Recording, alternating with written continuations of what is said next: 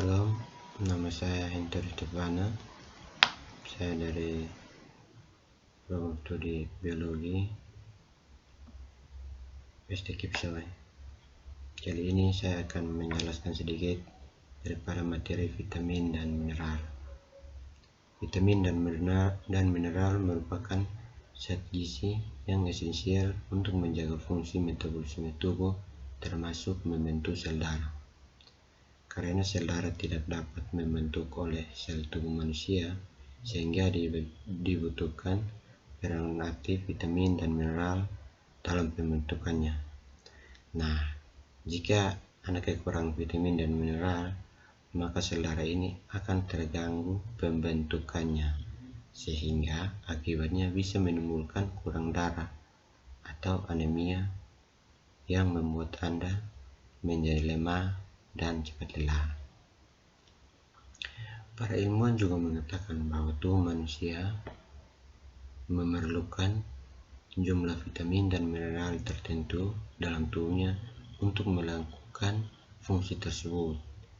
Selain fungsi membentuk sel darah, vitamin dan mineral juga memiliki fungsi penting lainnya bagi kesehatan tubuh, yaitu katalisator proses metabolisme tubuh atau energi,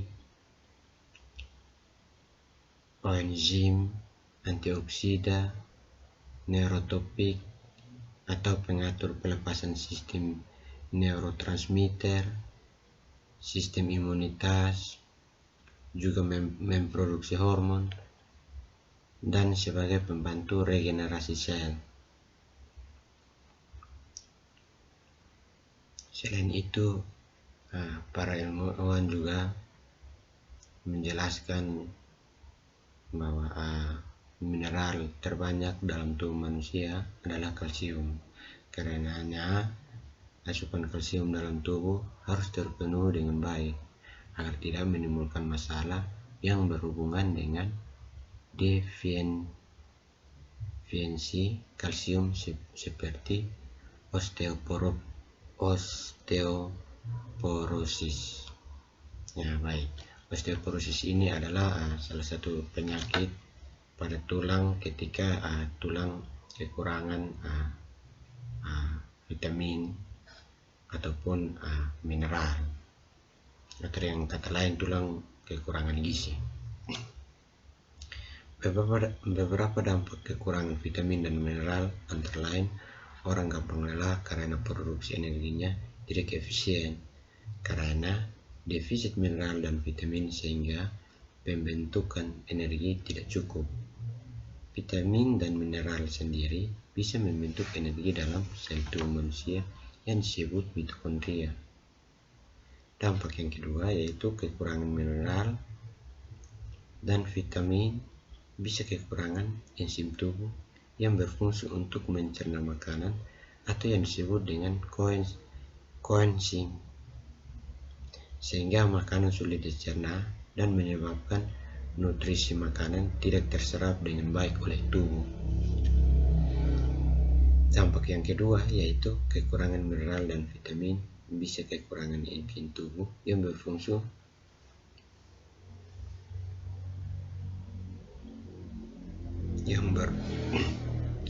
untuk mencerna makanan atau disebut koenzim, sehingga makanan sulit dicerna dan menyebabkan nutrisi makanan itu tidak terserap dengan baik oleh tubuh. Kemudian, kekurangan vitamin dan mineral juga dapat membuat masalah saraf dalam tubuh manusia. Alasannya karena vitamin dan mineral berfungsi untuk pengantar saraf dalam tubuh atau sebagai sarana pelepasan neurotransmitter ke semua sistem saraf dalam tubuh.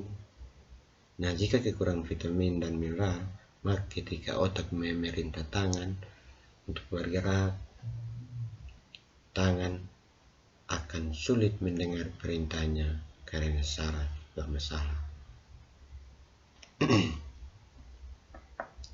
Vitamin terbaik yang dibutuhkan manusia adalah yang berasal dari makanan seperti dari buah dan sayur. Sementara untuk vitamin dan mineral yang berasal dari suplemen atau multivitamin sebaiknya sebagai pelengkap saja, bukan sebagai sumber asupan utama. Vitamin dan mineral yang alami memiliki kandungan yang lebih murni dan cepat terserap oleh tubuh manusia. Selain itu, sayuran dan buah-buahan minim dari proses. Selain itu, sayuran dan buah-buahan juga minim dari proses kimiawi yang bisa mempengaruhi kualitas dari vitamin dan mineral itu sendiri.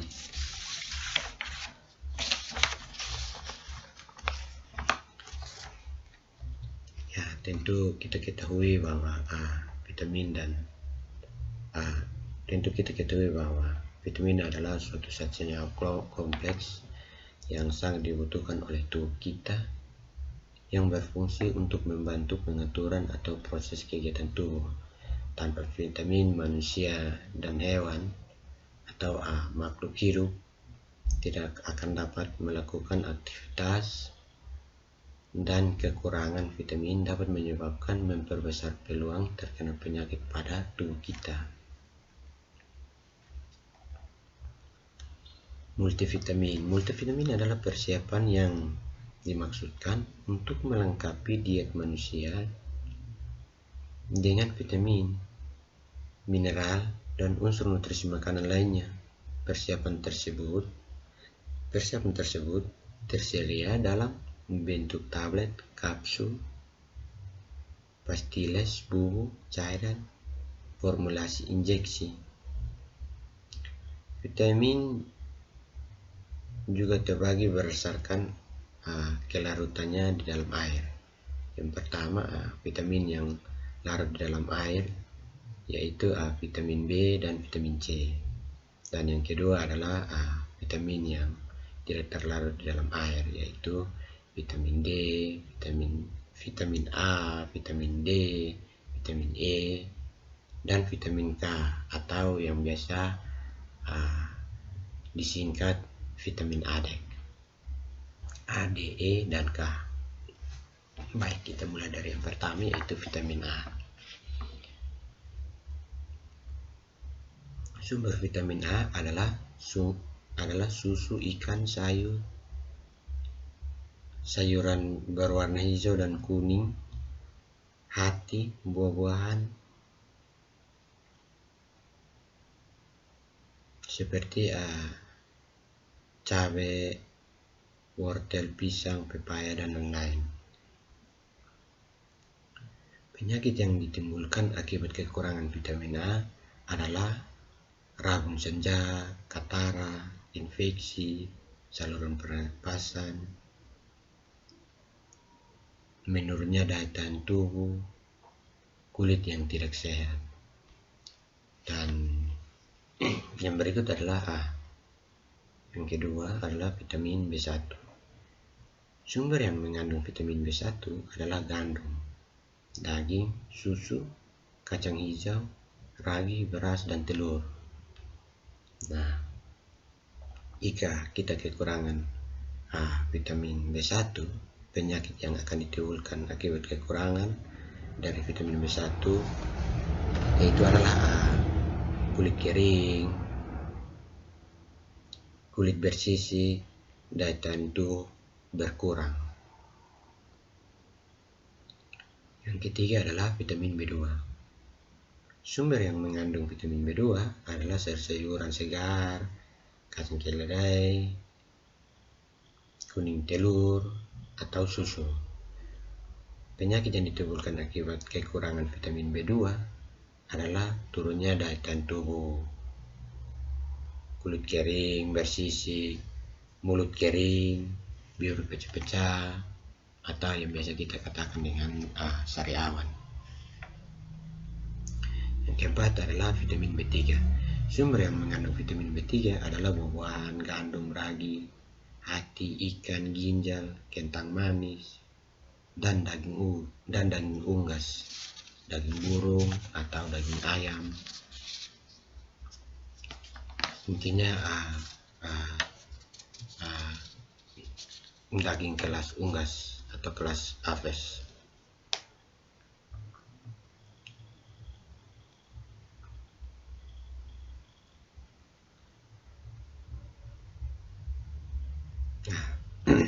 Nah, penyakit yang ditimbulkan akibat kekurangan vitamin B3 adalah terganggunya sistem pencernaan, otot mudah kram dan kejang-kejang, insomnia, badan lemas, mudah muntah dan mual. Jadi vitamin B3 ini sangat berpengaruh kepada aktivitas kita sehari-hari, terkhususnya bagi adik-adik kita yang masih berada di bangku pendidikan, sangat berpengaruh kepada proses belajar mengajarnya di sekolah. Jadi alangkah baiknya agar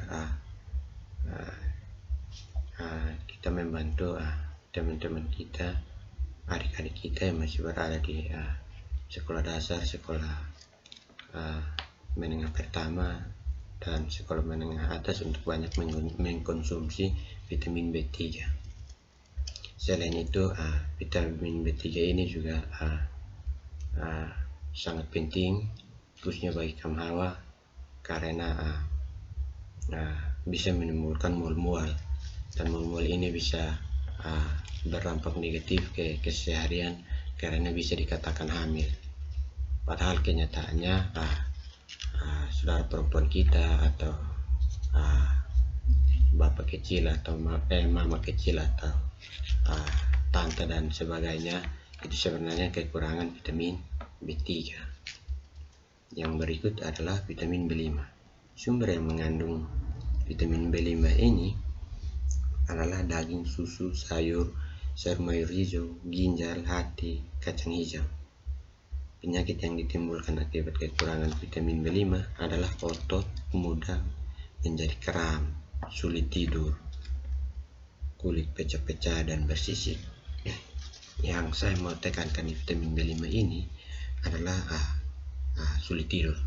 Jadi sebenarnya banyak muda-mudi di usia remaja beranjak dewasa itu sebenarnya mereka sulit tidur, dan mereka mengatakan kalau mereka menderita insomnia dan sebagainya. Sebenarnya itu sebenarnya kurang mengkonsumsi makanan yang mengandung vitamin B5 saja. Yang berikut adalah vitamin B6. Sumber yang mengandung vitamin B6 ini adalah kacang-kacangan, jagung, beras, hati, ikan, beras tumbuk, ragi, dan daging. Penyakit yang ditimbulkan akibat kekurangan vitamin B6 ini adalah pellagra alias kulit pecah-pecah, kram pada otot, insomnia, atau sulit tidur. Jadi selain vitamin B5, vitamin B6 ini juga sangat dibutuhkan karena mempengaruhi manusia untuk sulit beristirahat di malam hari ataupun di siang hari. Yang berikut adalah vitamin B12. Sumber yang mengandung vitamin B12 ini adalah telur, hati, daging,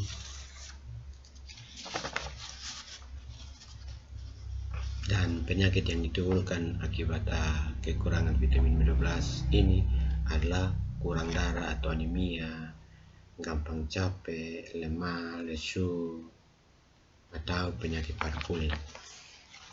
Jadi vitamin B12 ini juga sangat penting ya, karena bagi eksekutif muda atau para pekerja keras, jika kurang konsen maka akan berpengaruh pada kualitas kerja karena gampang capek, lemah, lesu. Yang berikut adalah vitamin C. Sumber yang mengandung vitamin C adalah jambu kelutuk atau jambu batu, jeruk, tomat, nanas, dan sayur segar. Penyakit yang ditimbulkan akibat kekurangan vitamin C adalah mudah infeksi pada luka, gusi berdarah, rasa nyeri pada persendian. Jadi vitamin C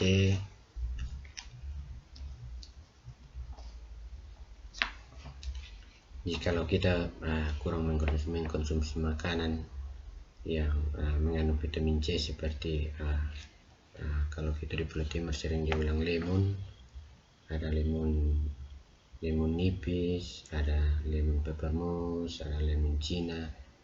Itu juga sangat berpengaruh kepada kesehatan kita, karena jikalau kita sedang mengiris sayur dan teriris pisau, maka luka itu akan sulit untuk sembuh. Rasa nyerinya akan terasa sampai ke sumsum tulang-tulang.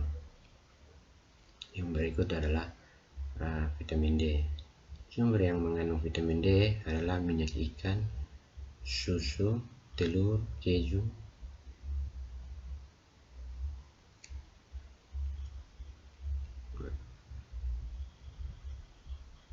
dan keju. Penyakit yang ditimbulkan akibat kekurangan vitamin D adalah gigi akan lebih mudah rusak, otak bisa mengalami kejang-kejang, pertumbuhan tulang tidak normal, yang biasanya betis kaki akan membentuk huruf O atau X. Jadi vitamin D ini akan berpengaruh besar kepada tulang kita di masa pertumbuhan, dalam masa kanak-kanak beranjak ke masa remaja, karena vitamin D ini sangat dibutuhkan dalam pembentukan tulang. Yang berikut adalah vitamin E. Sumber yang mengandung vitamin E adalah ikan, daging ayam, kuning telur, kecamba, ragi, minyak tumbuh-tumbuhan, atau Hammerdorf. Penyakit yang ditimbulkan akibat kekurangan vitamin E ini adalah bisa mandul, baik pria maupun wanita, gangguan saraf dan otot. Jadi vitamin E ini juga sangat penting bagi kesehatan kita sebagai manusia, terkhususnya dalam manusia yang berada dalam masa-masa dewasa, dalam hal ini yang beranjak untuk masuk ke dalam ranah rumah tangga. Itu sangat berpengaruh karena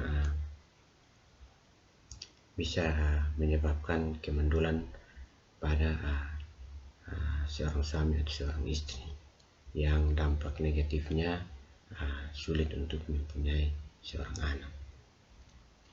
Yang terakhir adalah vitamin K. Sumber yang mengandung vitamin K adalah susu, kuning telur, sayuran segar. Penyakit yang ditimbulkan akibat kekurangan vitamin K adalah darah sulit membeku bila terluka, berdarah, atau pendarahan di dalam tubuh. Jadi vitamin K ini efek sampingnya jika kita kurang mengkonsumsinya, jika kita tersayat pisau maka darahnya sulit untuk berhenti karena darah susah untuk membeku, dan pendarahan itu akan mengalir terus. Ini juga berpengaruh kepada bagian tubuh kita, bagian dalam hal ini ketika terkhususnya kepada ibu-ibu ketika melahirkan, ini sangat berpengaruh besar, karena jikalau kekurangan vitamin K, maka setelah melahirkan dampak negatifnya akan terjadi pendarahan. Demikian hasil presentasi saya. Terima kasih. Shalom, selamat malam.